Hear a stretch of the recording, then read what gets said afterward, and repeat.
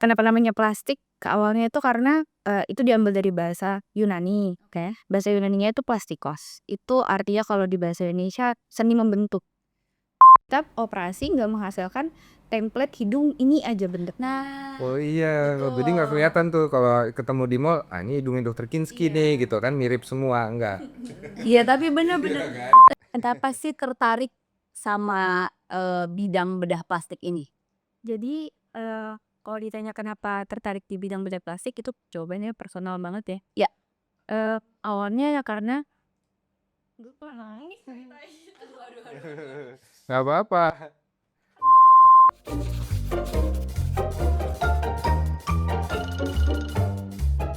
Hai Artsy People, kembali lagi di Pod Art, podcast bareng Doc Art. Jadi aku Ana, salam kenal semuanya. Hari ini kita bakal ngebahas soal perskincarean, tapi lebih tepatnya kita bakal ngulik soal perestetikan. Buat teman-teman di luar sana yang masih bingung, yang masih awam sama dunia estetik itu apa sih? Kita bakal kulik hari ini di sini. Dan tapi aku nggak sendirian nih guys. Jadi aku ditemenin sama Halo, saya Dok Iyal. Saya juga yang akan jadi host di Pod Art ya, namanya ini Pod Art. Kita akan, benar kata Ana tadi, kita akan ngebahas banyak tentang dunia estetik, ngulik-ngulik nih. Mau mitos kayak mau apa atau yang lagi rame, kan sering tuh yang sering rame. Ada berita apa kita di sini di Pod Art kita akan kupas tuntas semuanya, dan tentunya pasti kita akan ada narasumber. Betul sekali. Jadi hari ini kita bakal kedatangan narasumber yang luar biasa nih dong. Mau langsung kita panggil aja kali ya. Boleh kali ya. Jadi sekalian biar teman-teman semuanya juga sekalian kenalan dok. Iya, Ya iya, udah, iya. ayo kita sambut. Siapa nih kali ini narasumber kita? Silakan masuk. Silakan. Dok Bisa. Kinski. Ayo dok. Kinski, halo dok. Halo dok. Hai dok. Boleh nih dok perkenalannya sedikit Iya. biar Artsy People tahu nih. Halo, nama saya Dr. Putri Natasha Kinski, spesialis bedah plastik rekonstruksi dan estetik, panggilannya Dr. Kinski. Oh, jadi Dokter Kinski panggilannya ya Artsy Panjang juga People. namanya. Iya. Kalau udah nyampe di sini berarti alhamdulillah sehat ya dok. Alhamdulillah. Iya. Tapi aku tanya aja, kabarnya sehat kan dok? Sehat. Alhamdulillah. Boleh tahu nggak sedikit dok tentang kesibukannya? Kesibukannya sekarang ya praktek di klinik di area Pondok Indah, Jakarta Selatan. Kondom Indah, Jakarta, nggak jauh dong. Terus apa lagi nih dok kesibukannya? Anak mungkin Iya. atau ngurus suami? Ngomong anak aja. Ngomong anak. Usia berapa dok? Usianya hampir 2 tahun. Wah, lucu banget. Dan kabarnya juga katanya suaminya juga spesialis nih katanya. Iya, masih pendidikan tahun akhir.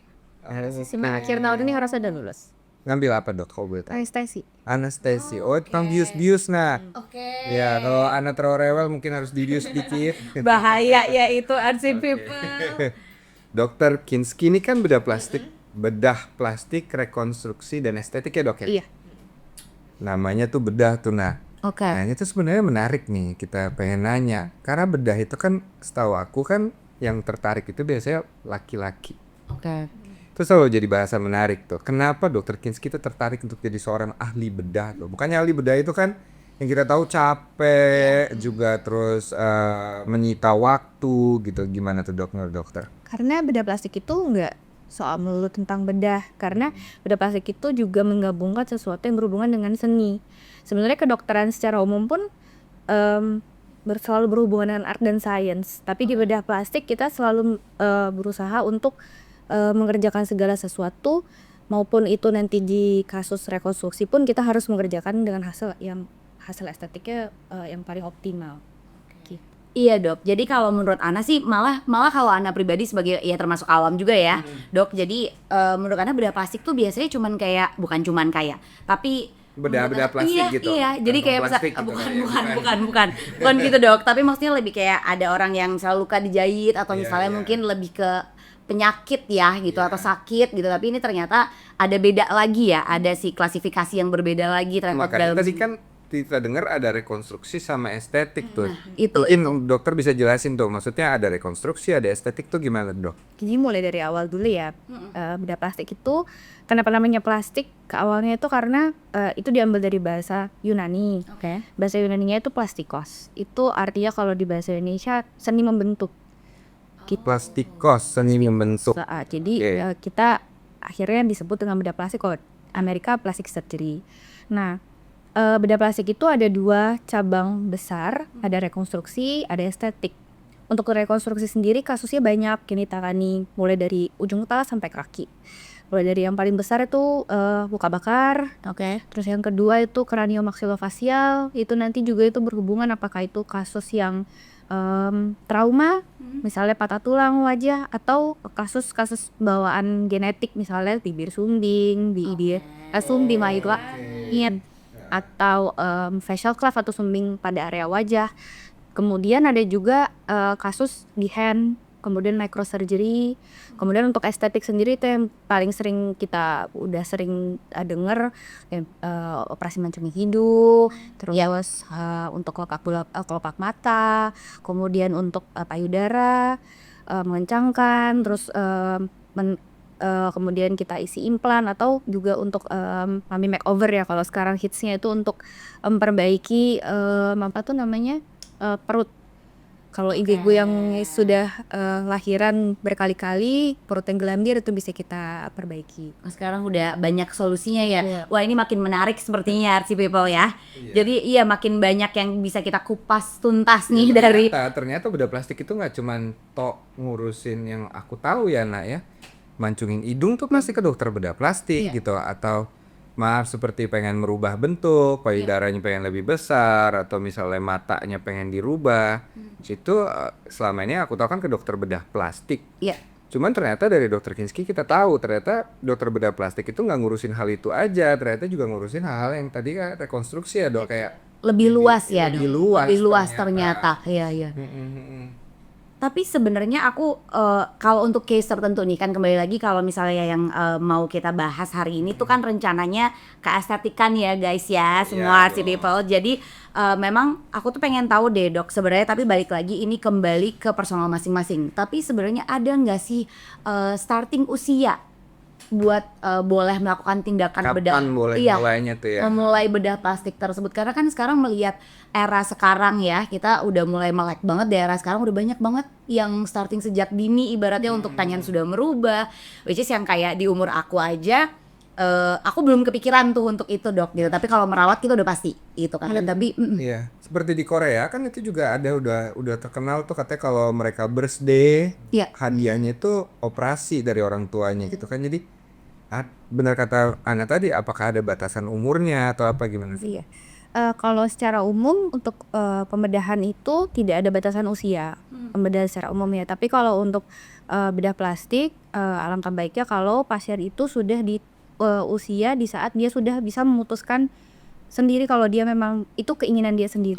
Tindakan estetiknya Betul. Yang kedua alasannya sebaiknya di atas usia 17 tahun ya, karena pasiennya selesai perkembangan wajah itu sudah selesai. Jadi misalnya andai kata pasien yang mau operasi hidung itu sudah dikatakan cukup aman.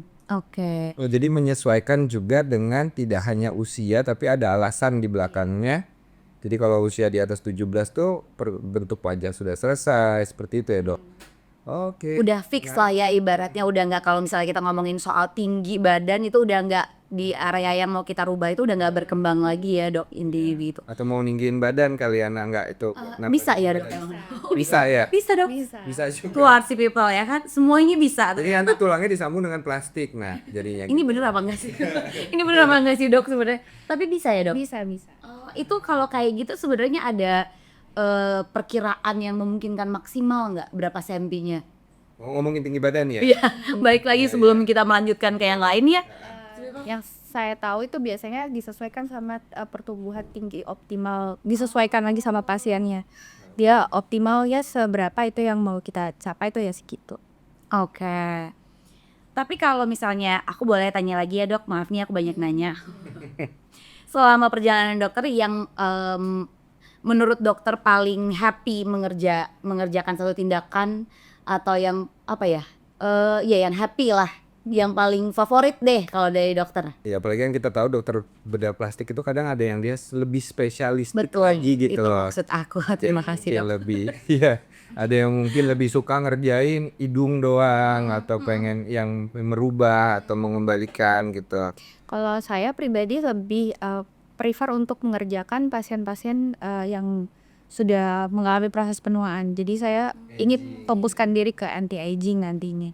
Boleh contohnya tuh dok, contoh. Biasanya pada usia misalnya let's say di atas 40 tahun biasanya kan kulit-kulit wajah itu sudah mulai longsor. Longsor tuh. Kendur ya. Udah Udah agak ngelember gitu ya. longsor dok, ibu-ibu yang nonton tuh dok denger longsor tuh langsung. Ya Pak, ini ada solusinya kan ya. Matanya kan kelihatannya jadi kayak capek, bahkan ada tampilannya kelihatannya kayak kejam karena turun kulitnya. Terus ke bawah kantung matanya juga tebel. Terus juga lipatan-lipatan di wajah juga jadi lebih terlihat, jadi kelihatannya kurang segar. Oh kalau yang mukanya jadi kayak kelihatan sedih, terus dok makin tua makin kelihatan sedih, itu termasuk masalah aging juga itu. Salah aging. Longsor tadi ya dok. Longsor, ya, Iya, betul. betul. Jadi udah nggak ini ya, nggak seprima dulu lah ya tampilannya, udah pasti karena kita makin menua ya aging Kita tersebut ya. mau ngembaliin youthful appearance pasien itu. Oke. Tapi sebenarnya dok, aku balik lagi sebagai seorang yang awam masih di dunia perestetikan bedah plastik ini, ada beberapa orang yang melakukan tindakan bedah plastik dan hasilnya tuh jadi kayak oke, kalau merubah ya berarti pasti akan ada sedikit perubahan ya. Tapi kalau misalnya ada beberapa yang aku temukan case-nya atau aku ngeliat di sekitaran itu ada yang kayak lumayan kaku banget, jadi kayak nggak natural. Nah kalau dari komen dokter sendiri gimana tuh? Iya, jadi balik lagi kita kalau mau mengerjakan satu kasus, satu pasien itu baiknya kita memang kita harus menanyakan ke pasien harapannya pasien itu apa. Tapi ya kita nggak bisa memaksakan sesuai dengan keinginan pasien. Jadi kita tetap sesuaikan sama kondisi pasiennya itu sendiri. Nah, kenapa itu bisa terjadi? Kemungkinan karena kita terlalu berusaha untuk keinginan pasien itu kita penuhi ya, itu jadi kayak terlalu maksain.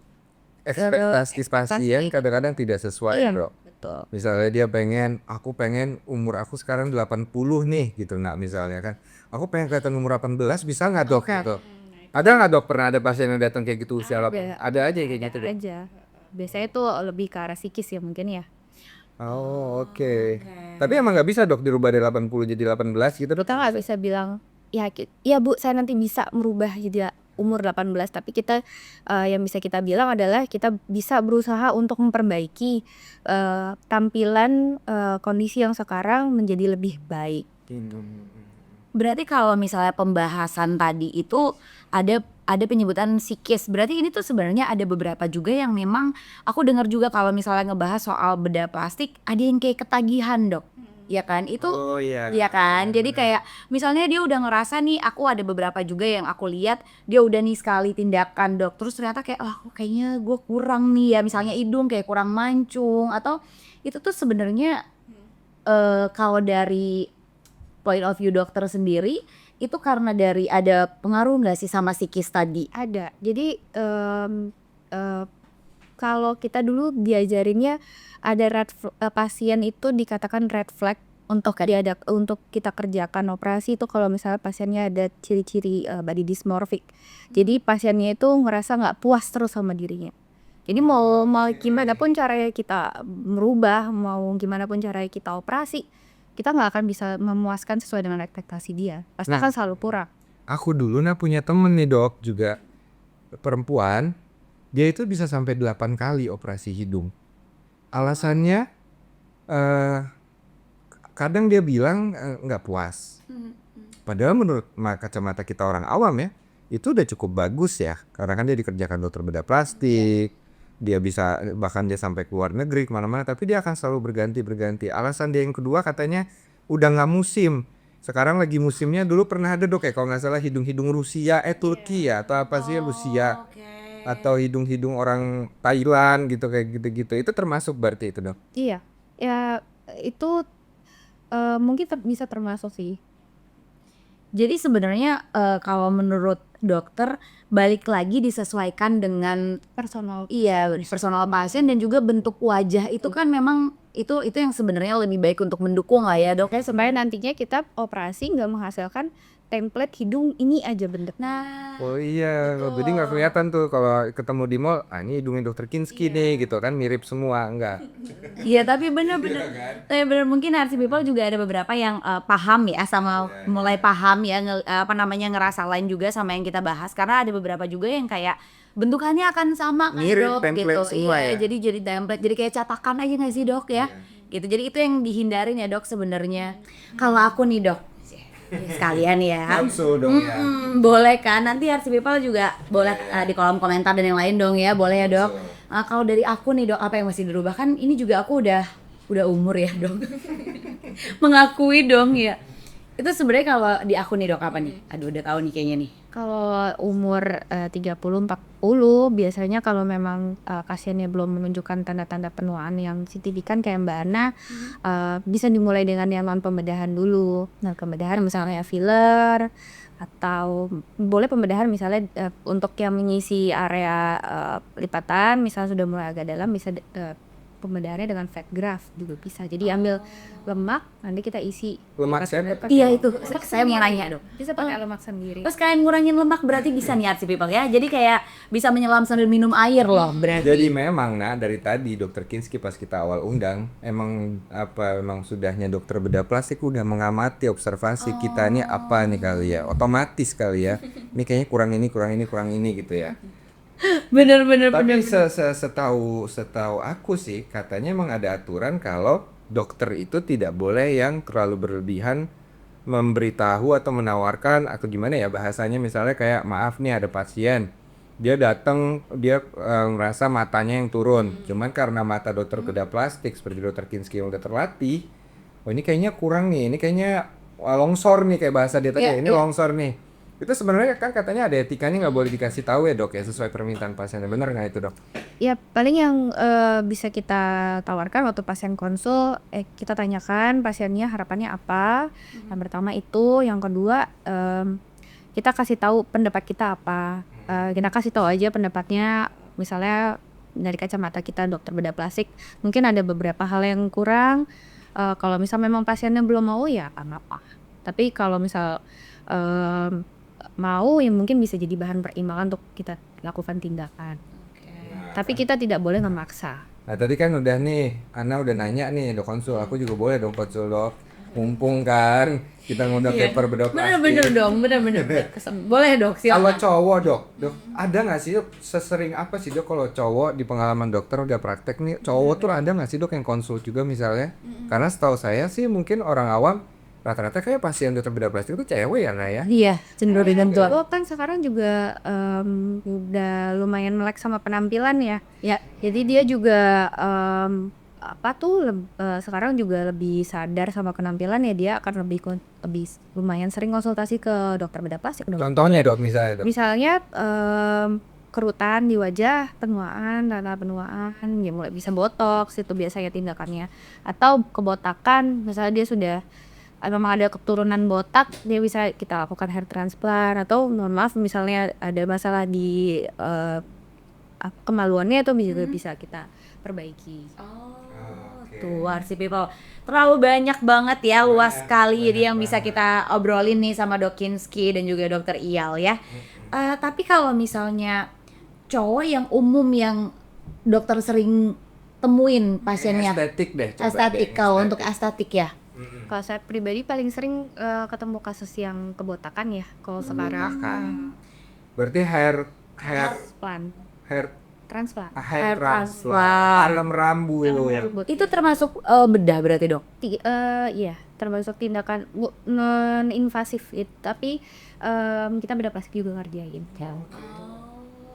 Selain rambut dok, apalagi dok? Kalau kayak saya gini dok, ini termasuk boleh dioperasi nggak dok? Iya, kalau Ini kan karena beban hidup kayaknya nih. Nah ini sih kayaknya nih, jadi karena Sekalian- beban hidup gede ya kan, jadi tidur kurang nih dok. Jadinya mulai numpuk nih. Iya bener. Jadi kayak aku ngelihat juga, maksudnya maaf ya dok. Jadi kayak banyak laki-laki yang mungkin pressure-nya juga tinggi ya, tapi kita perempuan juga ya dok. Itu kayak kantong mata ya. Kantong mata nih. itu kayak sering banget yang udah sibuk kantong matanya yang sampai kayak orang habis nangis gitu loh dok kalau orang awam ngelihatnya. Iya. Itu solusinya apa kalau kayak gitu? Nah kayak saya gini masuk nggak nih dok kantong mata yang bisa Masuk. Jadi kalau aging ya kita nggak nilai apakah dia laki-laki, apakah dia perempuan. Kalau dia sudah memang dari tampilan wajahnya sudah menunjukkan tanda-tanda khas penuaan, itu bisa kita lakukan tindakan. Misalnya di area kelopak mata bawah, itu bisa kita lakukan tindakan lower blepharoplasty. Jadi itu dilakukan tindakan jadi dilakukan penyayatan kulit di bawah mata, lalu nanti lemak yang berlebih itu nanti bisa kita buang atau kita redistribusi ya bahasanya, jadi kita posisikan lebih baik lagi agar tidak menumpuk ke satu tempat tertentu. Lalu kulit yang berlebihan karena sagging tadi itu kita buang. Apa tadi dok namanya dok? Lower blepharoplasty. Tapi tadi denger nggak nah ada kata-kata menyayat kulit. Nah itu dia tuh serem nggak sih dok? Karena pasti kan teman-teman artsy people nih kan Iya. rata-rata pertanyaannya paling sering itu tuh serem nggak sih operasi bedah plastik itu tuh serem nggak gitu loh? Sakit nggak? Iya, ada beberapa pasti banyak banget artsy people yang juga udah pengen ya, tapi kayak masih maju mundur karena mungkin keberaniannya masih kayak setipis tisu mungkin, terus masih banyak pertanyaan apakah aman nggak, terus rasa sakitnya seberapa. Nah itu kalau dokter bisa jelasin boleh. Jadi tindakan bedah plastik itu bisa dilakukan secara lokal, lokal anestesi atau bius lokal ya, atau bius umum total dari general anestesi. Untuk beberapa kasus yang ringan, misalnya aging itu termasuk kasus yang ringan ya, misalnya untuk perbaiki kelopak mata bawah, atas, atau facelift itu bisa kita lakukan tindakan lokal. Jadi kita lakukan pembiusan lokal, hanya kita lakukan injeksi anestesi di area-area yang akan kita operasi. Pasien tetap sadar, bisa ngomong, dan tindakannya biasanya nggak lama, paling lama 3-4 jam. Jadi tidak semenyeramkan itu. Iya. Dan ternyata bisa sambil maksudnya bukan berkegiatan ya. Maksudnya bisa sambil kayak sadar ya. Ternyata tidak harus apa bahasanya dok yang satu lagi ya. Biusnya Bius total tidur ya kan. Aduh. Oke. Tapi kalau untuk recovery-nya sendiri itu di setiap tindakan akan berbeda kah atau udah ada rata-ratanya dok? Atau balik lagi ke recovery setiap orang itu berbeda? Sudah ada rata-ratanya. Jadi misalnya di area tubuh tertentu, jadi semua area tubuh kita itu proses penyembuhannya nggak sama waktunya. Jadi tergantung, misalnya area wajah kan pembuluh darahnya banyak. Jadi otomatis proses penyembuhan atau healingnya akan jauh lebih cepat dibanding area badan kita yang lain. Kemudian juga penyembuhannya juga dipengaruhi oleh banyak faktor, misalnya warna kulit pasien itu sendiri. Oke. Terus yang kedua tergantung dari gimana pasien itu merawat perawatan luka pasca operasinya, apakah dia rajin dibersihkan pakai salep atau dia jorok, kan itu juga mempengaruhi proses penyembuhan. Kalau sama lifestyle sendiri dok, itu ngaruh nggak recovery tersebut? Ya, mungkin ada tips-tips nih buat temen-temen yang udah ada kepikiran pengen operasi, mungkin ada tips-tipsnya tuh, lifestyle-nya harus seperti apa, atau gaya apa, pola makan atau apa mungkin dok kita. Betul. Jadi Harus disiapkan kali ya sebelum operasi. ya, jadi kalau kita selalu mengedukasi pasien sebelum operasi, sebaiknya untuk pasien-pasien yang aktif secara merokok atau alkohol, sebaiknya 1-2 minggu stop dulu. Oh tuh artsy people ya, jadi notesnya jangan lupa dicatat itu, jadi itu akan mempengaruhi ya dok ya. Tuh oke. Kedua, pasien-pasien yang ada riwayat darah tinggi itu sebaiknya dikontrol dengan obat-obatan supaya nanti tidak mempersulit kita saat operasi, nanti perdarahannya banyak karena tekanan darahnya kan tinggi. Kemudian kalau ada pasien-pasien yang memang ada riwayat kencing manis, sebaiknya itu juga dikontrol karena nantinya akan mengganggu penyembuhan luka. Jadi banyak sekali ya, Iya. ya untuk melakukan tindakan bedah plastik tuh nggak sembarangan. Iya. Nggak bisa sembarangan ujuk-ujuk datang ke seorang dokter pengen minta operasi gitu, nggak sembarangan. Jadi di screening semuanya. Makanya benar-benar harus dilakukan oleh seorang dokter bedah plastik seperti dokter Kisi. Iya, profesionalnya lah ya si people, jadi jangan sampai salah memilih lah ya. Jadi stepnya itu memang better mengumpulkan niat dulu dan kemauan dan serta keberanian ya RC people, and then jangan lupa juga kalian untuk pilih profesionalnya. Pastinya konsul dulu ya dok ya, berarti ya konsul terus sambil menata gaya hidup ya. Otomatis tadi juga kita ada pembahasan sedikit mengenai usia startnya itu 17 ke atas.